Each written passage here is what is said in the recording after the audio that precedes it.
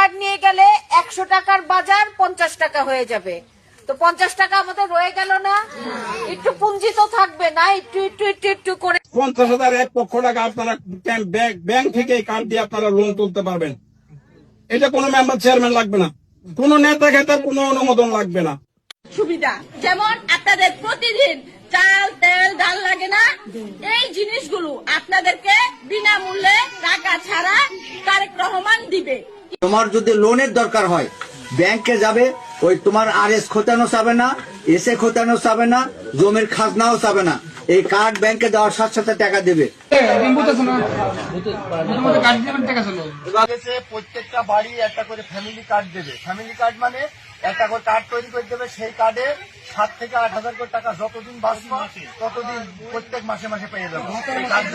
ভাতা ভাতা প্রত্যেক বাড়ি একটা একটা করে মহিলাদের ফ্যামিলি কার্ডের একটা ব্যবস্থা আছে, ভাতা, সেখানে মাসে মাসে 7,000 করে তারও বেশি পাইতে পারো।